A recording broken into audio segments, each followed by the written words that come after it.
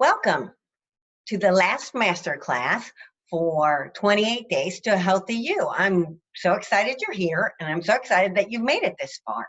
So let's go. I'm going to share my screen, and we'll go through the deck and learn some new tips and tricks in order to help you continue your growth on your path to the healthy you. So today, we're going to go over what's going well. We'll zip through the ground rules. We'll talk about any of your obstacles. We're going to talk about digestive stress. So this is new. Body wisdom. We're going to go through the wheel of life, discuss how far you've come and all the tools and tips that you have in your toolbox. We'll go through some action steps. We'll finish up with some ahas and appreciations, and then we'll say goodbye. So what's going well? I think you probably got this one down by now. Each week we start with what's going well. What is something that you are proud of trying or doing in the last 7 days, no matter how tiny the effort? Okay? Allow this to act as a motivator to propel you forward. Do not use your limiting factors or your negative self-talk. And make sure that you reflect upon how it makes you feel. Does it give you energy when you talk about what's going well or when you write about what's going well? Take that extra energy and allow that to guide you to make better decisions for yourself and your body. And remember that when you focus on what's not going well, you do make poor decisions because your focus is going in the wrong direction. So stop the masterclass and put down your what's going well for this week. Okay, so you're back. The ground rules of coaching is to help point out your limiting powers, right? To teach you how to hold yourself accountable, push you outside your comfort zone, to focus on what's going right, and to help you close the gap from where you are to where you want to be. So let's talk about challenges or obstacles that might have gotten in your way last week. Did you follow through on all of your action steps? Did you remember to ask yourself empowering questions and have your focus going in the direction that was a positive? Did you discover your old neuro-associations and work to break them and turn them into positive neuro-associations? Did you discover some positive ones that you could use to help you break the negative ones? Were you able to add some movement each day? What did you pick? Do you have them posted on the refrigerator or on your phone or someplace where you'll see them and they remind you of all the different things that you chose? Did you need to add some more to it? Right? Did you think of some new things that you wanted to work on? And how are you doing with designing that perfect plate? Are you getting it set up to be a third lean meat and a third leafy green vegetables and a third starches? With just a little bit of fat in the middle, we need fat added to our plate, whether it's added onto the food or used in cooking. And did you bring up awareness of how the caffeine was affecting your body? If the answer is yes, then I congratulate you, right? You've done a great job. If the answer is no, then my question for you is what stopped you? What steps can you put in place now over the next 7 days in order to start bringing these tools into your life and using them on a regular basis? Sometimes creating those new habits means you have to let go of some old ones. And the old ones, a lot of times, are your coping mechanism, your comfort zone. So ask yourself what's slowing you down, what's standing in your way, or stopping you from getting what you want right now. Ask yourself what needs to change. So let's talk about digestive stress. That's the feeling after you eat when you feel bloated or undigested. This feeling is about 25% what you eat and about 75% what you're being when you eat. So what do we mean by that, right? Who are we when we eat? Are we moving too fast? Are we always eating on the go? Do you find yourself multitasking during the meal? Are you answering emails, talking on the phone, doing other things versus enjoying the meal in a nice, calm manner? Are you in the habit of engaging in negative gossip or negative talk during the meal? Does the meal surround, you've got conversation going, you're sitting at the table, but it's all negative conversation. These are all ways with which we feed our stress response. And when we eat under stress, it's actually very commonplace and it's socially acceptable. Sometimes it's even a prerequisite of eating with everybody at work or family or life. It's just something that we do. It's the direction that we've always gone, so we go there. Stress is the opposite of relaxation. So when do you feel stress? Is it usually when you're moving too fast?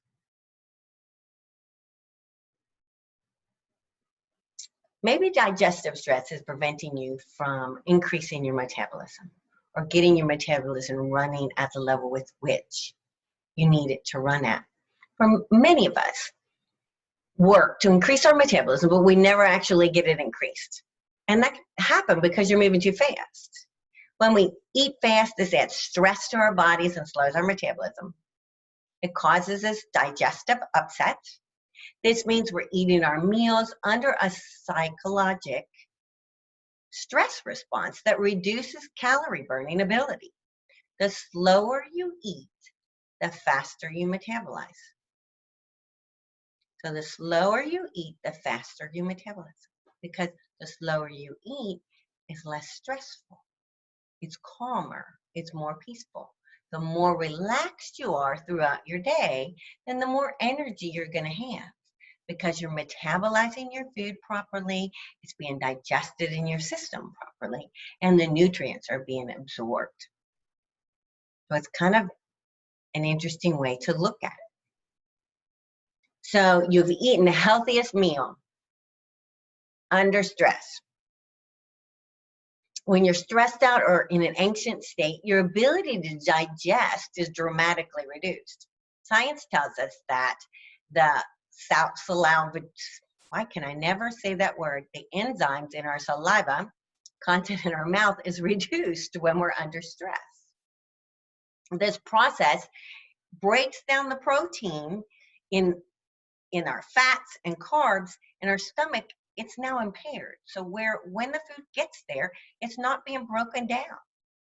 The blood flow in your small intestines is greatly reduced up to 4 times. And that reduced blood flow translates into decreased assimilation of vitamins, minerals, and nutrients. The connection between stress and metabolism. The autonomic nervous system is responsible for your digestive activity. There's 2 branches, the parasympathetic and the sympathetic. The parasympathetic system is the rest and digest response. This is the optimum state that you need to be in for digestion and healing. It adds a metabolic power increases when it's activated. So you want it to be activated so that your metabolic power is working at full tilt. You need to be relaxed and will actually burn more fat. The sympathetic system is the fight or flight response system. This is our stress response, right? Our digestion shuts down when we're stressed. Let's think about the tiger story. You've heard the tiger story. Our bodies don't know the difference between a tiger chasing us, think caveman, when that saber-toothed tiger was chasing you, or Fred Flintstone when the saber-toothed tiger was chasing them. Our bodies do not know the difference. It's between that, our boss yelling at us, or when we're upset in traffic. One is life-threatening and the other is not. It's a physiological level They're the same. They both trigger the body to shut off digestion and store fat. So whether you're upset because your boss yelled at you, or you got stuck in traffic, or you were being chased by the saber-toothed tiger and trying to, save your life, your metabolic system decreases because your sympathetic branch is active. So when your sympathetic branch or your stress is activated, even at a chronic low level of stress, the parasympathetic area is shut off. These do not go on at the same time. You can't have some of this one and some of that one. They're either on or they're off. This is why learning to relax before a meal and during the meal so that you can digest properly is so important. By learning to relax, we can tap into our natural abilities to burn fat and manage our weight. Cortisol is released when we're stressed out. Studies show that cortisol is in the system leads to the fat accumulation around the belly. People who tend to gain that weight around their belly primarily is probably because of low stress, a chronic low stress that they always have. If the body is even in a low stress situation, it makes it very difficult for us to lose weight and keep it off. Low stress levels and increased cortisol production can make it difficult. So to help control your weight, you need to control your stress levels along with the healthy diet and the exercise. That takes the fun out of it, right? Now we got to worry about your stress. So slow down the cortisol production by slowing down, right? And everything that we've learned as we've gone through these past 3 weeks has been talking about learning to focus, slow down, and be mindful and be in the present. We've talked about 20-minute meals, how to spread them out, how to set up that meal, to have that meal at the table, to have that meal with friends, to have that meal without a bunch of electronic devices, to put our fork down in between. We've talked about chewing 10 times versus 3 times, right? So share some of that with your family. We've talked about having good conversation, positive conversation, not negative conversation at the table, because good conversation reduces our stress. We've talked about our breathing. We know the 5-5-7 method, and we talked about the other method of the 1-4-2 method. We know that we need to do our hypnosis every day in order to reduce our stress. Using meditation will also help to reduce your stress, along with journaling. Journaling each evening before bed is perfect. You need time to calm down before you go to bed and sleep well. So journaling can help you do 2 things at once. Mindfulness. How does your food taste? How do you feel when you eat it? We've talked about mindfulness, paying attention to your hunger. Where are you at? Do you feel calm? And how do you get there? What are you focused on? Talking with your family. And enjoying nature. All of those things will help to relax you and bring a more stress-free life to you and possibly your family. So what are your top 3 relaxers? Of the things that we've chosen and learned, which ones of these can you use on a consistent basis going forward to help you enjoy your meals, enjoy your time, and actually digest easier and stress-free? Why do we really care if we eat healthy food? So we have energy and health to enjoy our lives fully? That's a simple statement. I kind of like it. Do we get confused about this sometimes? That we're eating this food or this healthy food so that we can enjoy our lives and live longer and healthier and do all the wonderful things that we'd like to do? I think so. I think we do sometimes. Sometimes we think we're being tortured, or we're really not. It's good for us. Do you find yourself eating when you're bored or as an escape? Do sometimes you use eating to make you feel better when other areas of your life are the problem? Has some of the statement above become a habit or a trigger for eating when you're not even hungry? Right? Think about that. If you linked other emotions to food, making them become a habit or a trigger for eating when you're not even hungry. We all have used food to self-medicate at some time. Does it actually work? No. Do you really get satisfaction or find a solution to the issue that you were eating for? No. Well, what happens? Using food as a medication usually leaves us still wanting. The problem is some part of us still wants to be worked on, right? Expressed, supported, loved, protected. There's some part of us that's still missing something. We're eating this food to placate ourselves. Maybe we're working too much with no opportunity for creativity.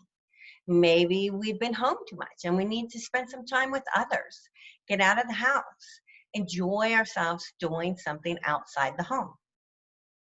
We eat because we do not recognize our feelings of dissatisfaction, unhappiness, and anxiety for what they really are. So how do we use the compulsion to our benefit, right? We listen to it. You listen to that compulsion and you realize, I'm eating this out of compulsion. If I listen to my body, my mind, it's giving me the opportunity to see that there's something missing, something's wrong here. Why am I doing this? What's the real reason? And to pay attention to what's happening inside of me. Our body is trying to communicate with us. There's probably something in our lives that needs to be focused on and worked on and corrected. Our body tells us that we need something. We just got to learn to listen to it, right? It is a time to listen when we are feeling anxious, bored, depressed, frustrated, and you're sitting there stuffing food in your mouth. If you're using that food and all of those things are happening, there might be another reason because you're not eating because you're hungry. Underneath that particular kind of hunger, which is the hunger to eat when you feel anxious, bored, depressed, or frustrated, there's usually some other area of our life where we need to devote more time and energy. So let's look at the wheel of life. So this wheel will help you to balance your life. And think of it as a wheel.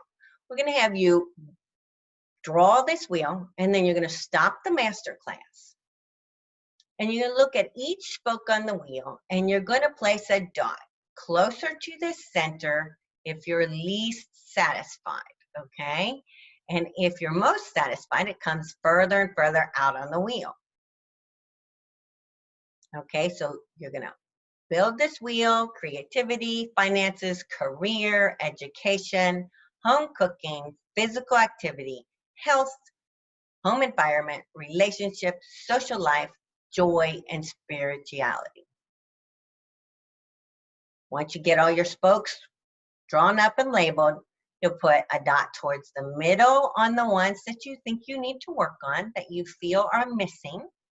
And then you'll put a dot further out depending on how you feel you're doing. If you feel that you're awesome and all that, put the dot all the way out at the end. It's in the middle, in the middle. Then when you're all done with that, you're going to connect those dots around in a circle. And you'll realize that your wheel's kind of lumpy and lopsided, right? So that's just a simple, fun way to visualize that wheel, because it's really hard to ride around on a wheel that's not round. So we need to start nourishing those parts of us that need to be nourished.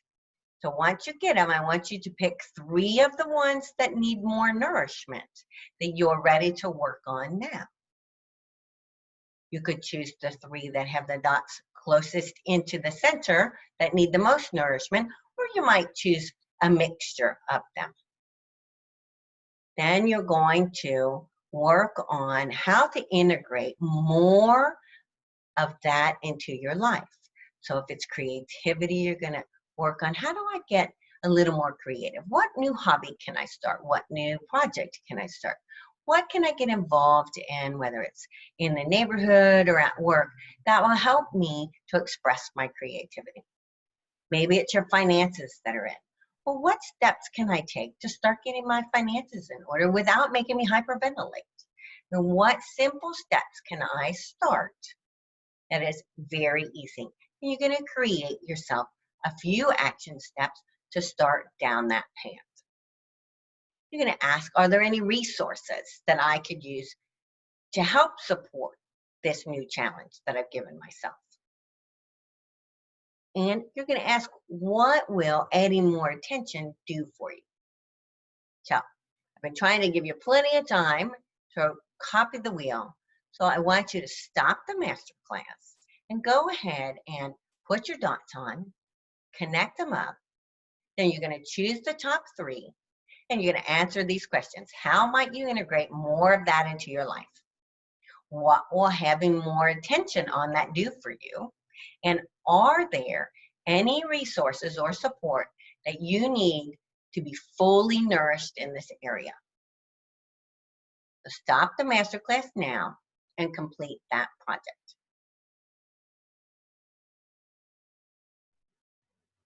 Congratulations. You are now well on your way to creating a happy, healthy you. There are many additional tools that have been included in the program. I urge you to review them and give them a try. Your action steps for this week are to continue to make healthy, clean food choices, to work on your perfect plate, use all the different meal timing tips we've gone over the last 4 weeks. Go back and review your goals and make sure you're moving in that direction and taking an action step daily. Use your anchors, clear the clutter, continue with your hypnosis. Remember to place yourself at top priority so that you can do the best for those that you love. Honor your hunger and your fullness. Pay attention to how you may self-sabotage yourself. Continue to work to reduce your stress. Add movement, breathing. Make sure you're getting 7 to 8 hours worth of sleep. Be grateful. Use your morning questions as well as some journaling in the evening. Pay attention to your focus and change your neuro-associations. And take an action step each day towards what wants to be nourished.